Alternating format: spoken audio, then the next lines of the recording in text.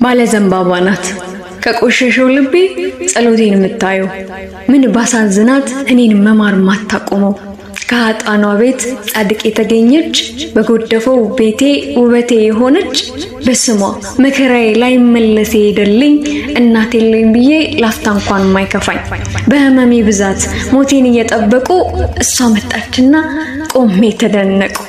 አዎ ባለ ዘንባባ ናት ምረቷን ፍለጋ ደጇን ብረግጠው በጅሮዋ ጸበል ለዘላለም ድኛለሁ።